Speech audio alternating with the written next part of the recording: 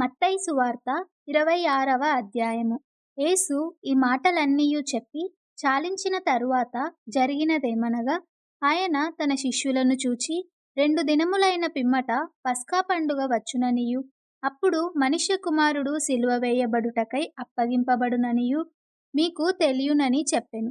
ఆ సమయమున ప్రధాన యాజకులును ప్రజల పెద్దలును కయప అను ప్రధాన యాజకుని మందిరములోనికి కూడివచ్చి, యేసును మాయోపాయము చేత పట్టుకొని చంపవలెనని ఏకమై ఆలోచన చేసిరి.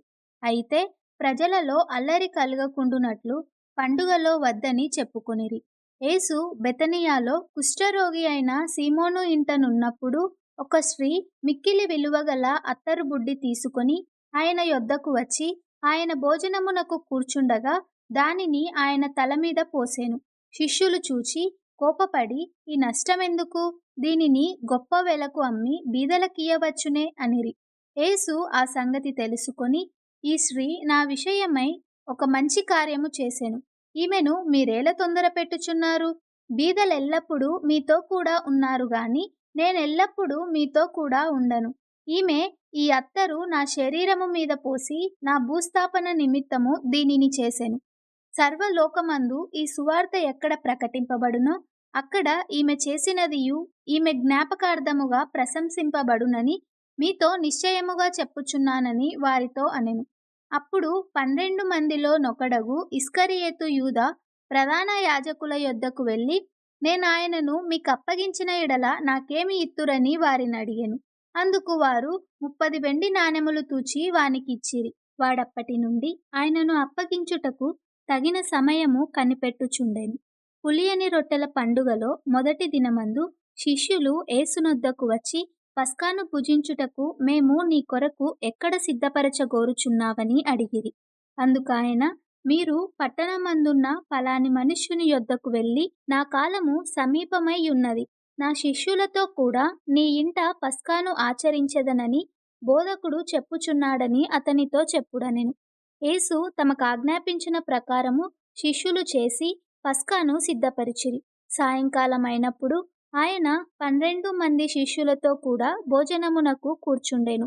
వారు భోజనము చేయుచుండగా ఆయన, మీలో ఒకడు నన్ను అప్పగించునని మీతో నిశ్చయముగా చెప్పుచున్నాననెను. అందుకు వారు బహు దుఃఖపడి ప్రతివాడును, ప్రభువా నేనా అని ఆయననడగగా, ఆయన, నాతో కూడా పాత్రలో చెయ్యి ముంచిన వాడెవడో వాడే నన్ను అప్పగించువాడు. మనుష్య కుమారుని గూర్చి వ్రాయబడిన ప్రకారము ఆయన పోవుచున్నాడు గాని ఎవని చేత మనుష్య కుమారుడు అప్పగింపబడుచున్నాడో ఆ మనుష్యునికి శ్రమ. ఆ మనుష్యుడు పుట్టియుండని ఎడల వానికి మేలని చెప్పెను. ఆయనను అప్పగించిన యూదా, బోధకుడా నేనా అని అడగగా ఆయన, నీవన్నట్టే అనెను. వారు భోజనము చేయుచుండగా యేసు ఒక రొట్టె పట్టుకొని దానిని ఆశీర్వదించి విరిచి తన శిష్యులకిచ్చి, మీరు తీసుకొని తినుడి, ఇది నా శరీరమని చెప్పెను.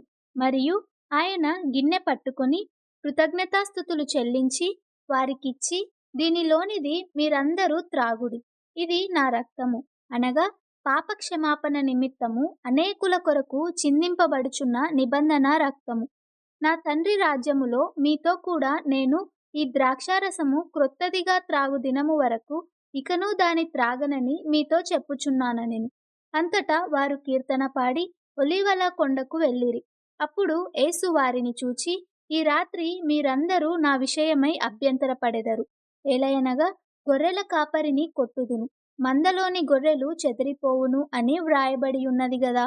నేను లేచిన తరువాత మీకంటే ముందుగా గలిలయకు వెళ్ళెదననెను.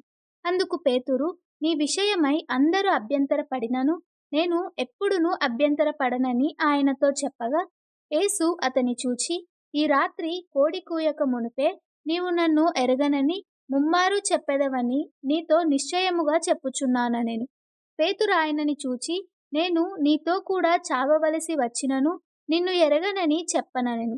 అదే ప్రకారము శిష్యులందరూ అనిరి. అంతటా యేసు వారితో కూడా బెత్సమనే అనబడిన చోటికి వచ్చి, నేను అక్కడికి వెళ్ళి ప్రార్థన చేసి వచ్చు వరకు మీరిక్కడ కూర్చుండుడని శిష్యులతో చెప్పి, పేతురును జెబెదయి 2 కుమారులను వెంటబెట్టుకొని పోయి దుఃఖపడుటకును చింతాక్రాంతుడగుటకును మొదలుపెట్టెను.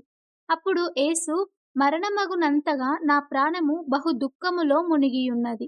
మీరు ఇక్కడ నిలిచి నాతో కూడా మెలకువగా ఉండుడని వారితో చెప్పి కొంత దూరము వెళ్ళి సాగిలపడి, నా తండ్రి, సాధ్యమైతే ఈ గిన్నె నా యొద్ద నుండి తొలగిపోనిమ్ము. అయినను నా ఇష్ట ప్రకారము కాదు, నీ చిత్త ప్రకారమే కానిమ్మని ప్రార్థించెను. ఆయన మరలా శిష్యుల యొద్దకు వచ్చి వారు నిద్రించుట చూచి, ఒక గడియ అయినను నాతో కూడా మేల్కొని ఉండలేరా? మీరు శోధనలో ప్రవేశించకుండునట్లు మెలకువగా ఉండి ప్రార్థన చేయుడి. ఆత్మ సిద్ధమే గాని శరీరము బలహీనమని పేతురుతో చెప్పి మరలా రెండవ మారు వెళ్ళి, నా తండ్రి, నేను దీనిని త్రాగితేనే గాని ఇది నా యొద్ద నుండి తొలగిపోవుట సాధ్యము కాని ఎడల నీ చిత్తమే సిద్ధించునుగాక అని ప్రార్థించి తిరిగి వచ్చి వారు మరలా నిద్రించుట చూచెను. ఏలయనగా వారి కన్నులు భారముగా ఉండెను. ఆయన వారిని మరలా విడిచి వెళ్ళి ఆ మాటలే చెప్పుచూ మూడవ మారు ప్రార్థన చేసెను. అప్పుడాయన తన శిష్యుల యొద్దకు వచ్చి, ఇక నిద్రపోయి అలసట తీర్చుకొనుడి. ఇదిగో, ఆ గడియ వచ్చియున్నది. మనుష్య కుమారుడు పాపుల చేతికి అప్పగింపబడుచున్నాడు. లెండి, వెళ్ళుదము. ఇదిగో, నన్ను అప్పగించువాడు సమీపించియున్నాడని వారితో చెప్పెను. ఆయన ఇంకనూ మాటలాడుచుండగా 12 మందిలో ఒకడగు యూదా వచ్చెను. వానితో కూడా బహుజన సమూహము కత్తులు గుదియలు పట్టుకొని ప్రధాన యాజకుల యొద్ద నుండియు ప్రజల పెద్దల యొద్ద నుండియు వచ్చెను.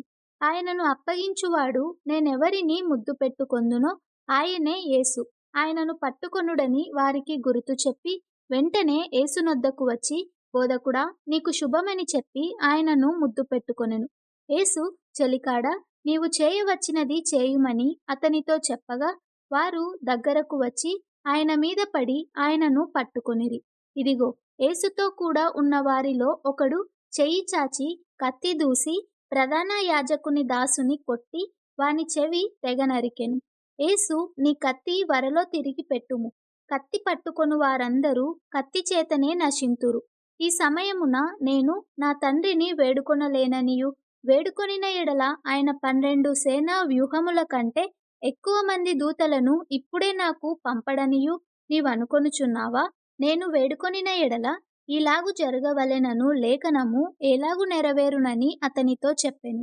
ఆ గడియలోనే యేసు జన సమూహములను చూచి, బందిపోటు దొంగ మీదికి వచ్చినట్టు కత్తులతోనూ గుదియలతోనూ నన్ను పట్టుకొన వచ్చితిరా? నేను అనుదినము దేవాలయములో కూర్చుండి బోధించుచున్నప్పుడు మీరు నన్ను పట్టుకొనలేదు. అయితే ప్రవక్తల లేఖనములు నెరవేరునట్లు ఇదంతయు జరిగెనని చెప్పెను. అప్పుడు శిష్యులందరూ ఆయనను విడిచి పారిపోయిరి. యేసును పట్టుకొనిన వారు ప్రధాన యాజకుడైన కయపా యొద్దకు ఆయనను తీసుకొని పోగా అక్కడ శాస్త్రులును పెద్దలును కూడియుండిరి. పేతురు ప్రధాన యాజకుని ఇంటి ముంగిటి వరకు ఆయనను దూరము నుండి వెంబడించి లోపలికి పోయి దీని అంతమేమవునో చూడవలెనని బండ్రౌతులతో కూడా కూర్చుండెను.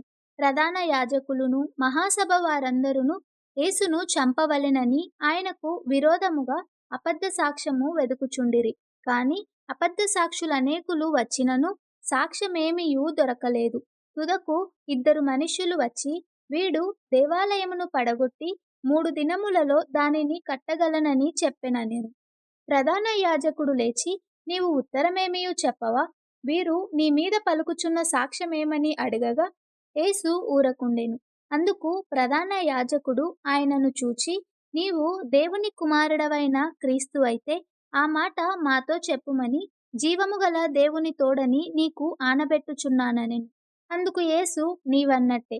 ఇది మొదలుకొని మనుష్య కుమారుడు సర్వశక్తుని కుడిపార్శ్వమున కూర్చుండుటయు ఆకాశ మేఘారూఢుడై వచ్చుటయు మీరు చూతురని చెప్పగా ప్రధాన యాజకుడు తన వస్త్రము చింపుకొని, వీడు దేవదూషణ చేసెను, మనకిక సాక్షులతో పని ఏమి? ఇదిగో, ఈ దూషణ మీరిప్పుడు విన్నారు, మీకేమి తోచుచున్నదని అడిగెను. అందుకు వారు, వీడు మరణమునకు పాత్రుడనిరి. అప్పుడు వారు ఆయన ముఖము మీద ఉమ్మివేసి ఆయనను గుద్దిరి. కొందరు ఆయనను అరచేతులతో కొట్టి, క్రీస్తు, నిన్ను కొట్టిన వాడెవడో ప్రవచింపుమనిరి. పేతురు వెలుపటి ముంగిట కూర్చుండియుండగా ఒక చిన్నది అతని యొద్దకు వచ్చి, నీవును గలిలయుడగు యేసుతో కూడా ఉంటివి గదా అనెను. అందుకతడు, నేనుండలేదు, నీవు చెప్పు సంగతి నాకు తెలియదని అందరి ఎదుట అనెను. అతడు నడువలోనికి వెళ్ళిన తరువాత మరి ఒక చిన్నది అతనిని చూచి, వీడును నజరేయుడగు యేసుతో కూడా ఉండెనని అక్కడి వారితో చెప్పగా, అతడు ఒట్టు పెట్టుకొని, నేనుండలేదు, ఆ మనుష్యుని నేనెరుగనని మరలా చెప్పెను. కొంతసేపైన తరువాత అక్కడ నిలిచియున్న వారు పేతురు నొద్దకు వచ్చి, నిజమే, నీవును వారిలో ఒకడవే, నీ పలుకు నిన్ను గూర్చి సాక్ష్యమిచ్చుచున్నదని అతనితో చెప్పిరి. అందుకతడు, ఆ మనుష్యుని నేనెరగనని చెప్పి శపించుకొనుటకును ఒట్టు పెట్టుకొనుటకును మొదలుపెట్టెను. వెంటనే కోడి కూసెను. గనుక కోడి కూయక మునుపు నీవు నన్నెరుగనని ముమ్మారు చెప్పెదవని యేసు తనతో అనిన మాట పేతురు జ్ఞాపకము తెచ్చుకొని వెలుపలికి పోయి సంతాపపడి ఏడ్చెను.